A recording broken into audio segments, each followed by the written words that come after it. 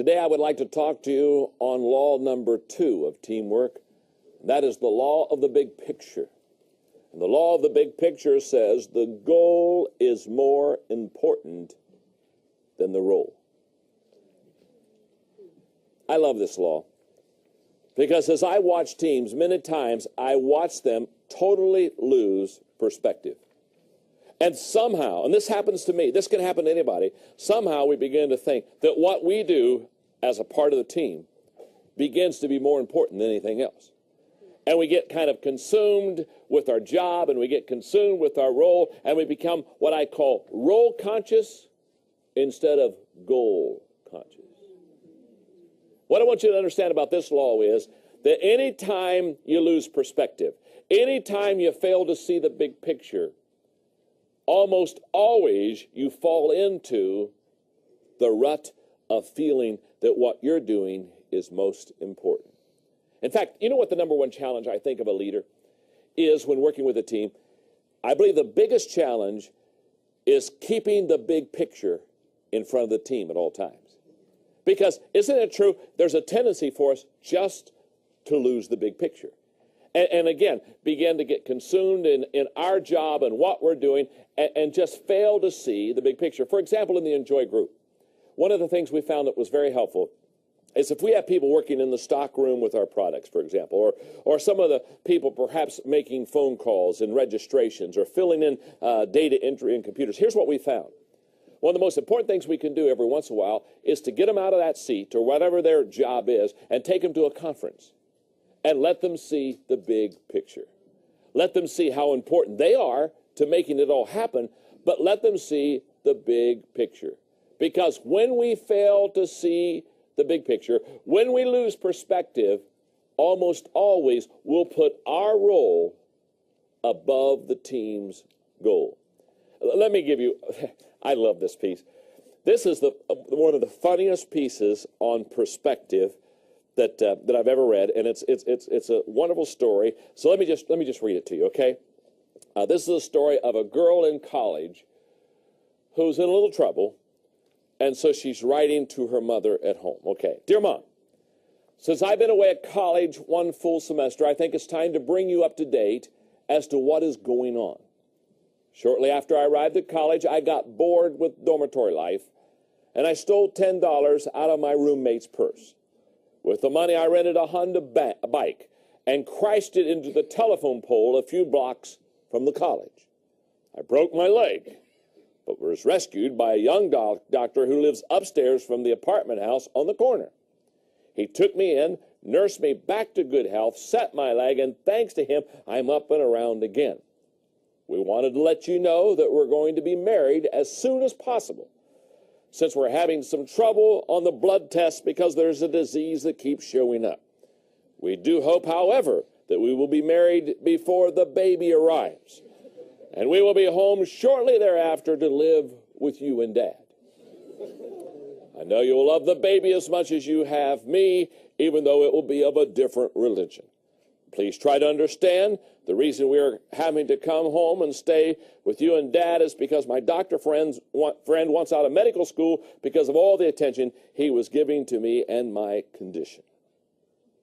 Really, Mom, I didn't steal $10 from my roommate's purse, or rent a Honda bike, or hit a telephone pole, or break my leg. I did not meet a young doctor of a different religion, nor are we going to be married. There is no disease or test or baby to worry about. And I won't be home to live with you and Dad, and he won't be either. Mom, I am getting a D in geometry. And I'm getting an F in geology. And I wanted you to accept these grades in their proper perspective.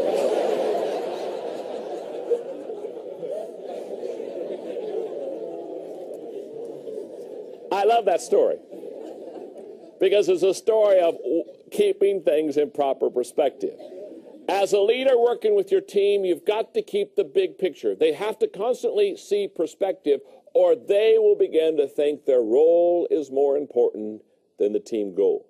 So in your notes, my role as a team member must always submit to the goal of the team. classic illustration. It's just a recent one. It's a sports one, but it'll work. The Los Angeles Lakers this year won the NBA World Championship. They have two great players, Kobe and Shaq. Now, these two players probably, arguably, are the two best players in the NBA. But throughout the season, much of the year, they didn't win. They weren't very successful. They had a little bit of a winning record, but everybody knew they weren't reaching their potential. You know why? Because Shaq and Kobe were arguing over their role on the team. They were arguing who the star was and who was the player that really made it happen. Now, as they got close to the playoffs, they settled their differences. They put them aside, and they began to play team ball. And all of a sudden, they went on a winning streak that broke a playoff record. Why? I can tell you what happened. What happened was these two highly individually gifted, talented ball players understood that their role was not as important as the goal of winning a championship. I promise you, if they would have not become servants in their role and submitted their role to the goal, they would have not won the world title. You see, when it comes to leading, this is very important. If you are a person that thinks that you lead by position, and I run into people like this all the time, they say, well, you know, I'm the president of the company. Well, it's my title. It's my job. And if you're a position kind of a leader, let me say something to you. You're going to always be into the role. And you're always going to be saying, well, now, you follow me because you're under me, and here's where I am, and here's where you are on the pole. And you will always be putting your role up ahead of the goal. And this is not what you want to do. Here's what I want you to understand. Great leaders often submit their role as a leader in a servant's way to someone else to facilitate and add value to the team. It's what I call this the myth of the head table. There's a myth that says basically if you sit at a head table, if I happen to be the leader of this organization, this company, and this is my head table chair, you know, it's kind of the end of the table, whatever, it kind of means that I'm always leading. Here's what I want you to understand. There's no such thing as a head table where the leader always leads. We've already shared that in the 21 irrefutable laws of leadership, not everybody does all 21 laws well, so therefore what that means is there are many times when I submit my role as the designated leader to someone else because they're going to do a better job than I am. And I must understand it's the goal of the team that's more important than my role as a leader. So in your notes, here's the way this works. A servant leader, and I think this is the best way to describe what I'm trying to teach in law number 2. A servant leader serves the mission and leads by serving those on the mission with him. That is so good. Let's talk about it for a moment. Because I have a goal in the law of the big picture, and that is by the time you're done understanding this teamwork law, my goal is every person who has a role, whether it's a big role or a small role, every person understands that you always submit your role to the benefit of the team. Now, here's a classic illustration, gang. Recently, I spent some time in London. It's one of my favorite cities because my wife, Margaret, and I both love history. And when you go to London, and if you go to London, one of the things you really want to do, because I love history and because I love leadership, one of the people I love to read after and study is Winston Churchill. What an incredible leader he was. I mean, that man, I believe, all of Europe owes their democracy and freedom to Winston Churchill. And he stood up to the Germans, he stood up to Hitler, he stood up and against odds, determined that England would not be taken by the Nazis. Now, when you go to London, there's a place in London where during the war, Winston Churchill met with his war, what he called his war cabinet, underneath a major building. It's in a bunker. Now here's what I want you to, when you go, you've got to see this. In fact, it just inspires me every time I see it. When the war came on, World War II, and England realized that they were in major difficulties and they had major challenges, Winston Churchill went under this major building. It was all bunkered with steel and with concrete for their protection. And he said, I must put with me on my team in this bunker for the next several years, and for this one I think it was about 5 years, He said, I must bring the best team members with me. So here's what he did. He chose 7 other men that were the greatest minds of England to go under the bunker and live with him and stay with him until he could help England come to victory. Now, here's what I want you to understand. He didn't choose his best friends. Some of the people that he put on his cabinet war room team were political enemies. But he said, this is not a time for politics. This is not a time for Democrat and Republican. This is not a time for pettiness and division and politics. He said, I've got to get the best minds in this war room because we've got to bring England together. Here's a man who understood the goal is more important than the role. In fact, what's interesting is one of the men who was on his cabinet war room team, one of the men, as soon as the war was over, defeated him and became the next prime minister. In other words, he worked right alongside a person who would take his job after the war was over. But it was okay with Winston Churchill because he understood that the goal is more important than the role. Now, what I'm saying to you is, as you go out and work with your team, for example, if this is my team right here, if this is my team, what I have to understand is, what's your name? Missy.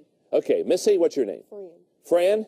Chris. Okay, if I've got Missy, Fran, and Chris, and they're all on my team, and I'm doing the 21 airfield ball as a leadership, maybe Fran is better at the law of navigation than me. So when I come to the law of navigation, when we have to navigate something, we have to go from point A to point B to point C to point D. Now, when that happens, gang, here's what I do. Do I have the role of the leader? Of course. I'm maybe the owner of the company. Maybe I'm, quote, the boss. I'm the founder. I don't know who I am, but I'm the head hoopah, okay? But when it comes to navigation, if from a 1 to a 10, I'm a 3, but Fran is a 9, what that means is I give up my role as a leader. And I say, Fran, and I tell the rest of the team, Fran will be leading us. And Fran's going to navigate, and I give the leadership baton to her, and you know what I do? I serve Fran, I follow Fran, I take her directions. Why? Because the goal is more important than the role. Can I tell you something? Many teams suffer indefinitely sometimes because the leader doesn't understand this law. We serve one another. We give and we take. For example, in the Enjoy group, I have a fellow by the name of John Hall who excels in relationships. He's the best relationship guy on my whole Enjoy group team. He's the president of Equip. So if there's a relationship issue to deal with, guess who I hand the baton off to? I give it to John and say, go for it. I have another guy who's the president of Enjoy Stewardship Services, another company that I have. His name is Dave Sutherland. He is a strategic genius. So if there's strategy to be involved, what do? I take the baton and I hand it off to Dave and I say, you're the strategy guy. Strategically take us to where we need to go. I have another guy who's the president of my organization called Enjoy, named Kevin Small. Kevin is major in looking for opportunities. So when I need an opportunity, when we need to expand, when we need to grow, when we need to flex our muscles, when we need to do a new thing, what do? I take my baton and I say, Kevin, here's the baton. You take it. You're the leader. Tell me what I need to do. I'm following. I'm on your team. Let me support you. How can I serve you? I have a wonderful lady who's been my assistant now for many years named Linda Eggers. She handles all the details of my life. So therefore, when there are details to be handled and arrangements to be made and appointments to be set, what do? I say, Linda, you're the leader. Tell me where to go. And she says, go. Tell me how long to stay. Call me when I should come back. Send me a map. You know what I'm saying? She does it all. Why? Why? Because she's better at that than I am. My brother, who excels and has been for many years a successful businessman, when it comes to a business plan, when it comes to somebody to give me strategic advice on the business, I bring Larry into the room and I say, okay, Larry, help me out. How would you do this? And because of his experience and because of his success in business, he says, John, here's the business plan. And he maps it out for me. Why? Because he's better at it than I am. when it comes to consulting people, especially pastors. I've got a guy named Dan Ryland on my team who has for years consulted them. And so when a pastor says, what should I do about this? I say, hey, Dan, here's the baton. Now, here's what I'm saying. It's very important for you as a leader to know all the strengths of your people. It's very important for you to know their temperament. It's very important for you to know their gifts. It's very important for you to know their abilities. And then it's very important for you to utilize them effectively. And you utilize them effectively by passing the baton off them and saying, not saying, well, I'm the leader, so therefore I should always lead. Hello. That's like saying, I'm the leader and I have all the answers. Can I tell you something? I don't want to be on your team. This would not be a very fun team. So in your notes, the law of the big picture basically says successful teams look up at the big picture. That's the first thing they do. Then they size up their situation. Then they line up the needed resources. Then they call up the right team members. Then they give up their personal agenda. And then they step up to the next level. And I love the teamwork thought in your notes. When you see the big picture correctly, you will serve the team more quickly. And then there's always a question in each one of these laws. And here's the question for the big picture. Do I place the team above myself? It's a great question. It's a teamwork question.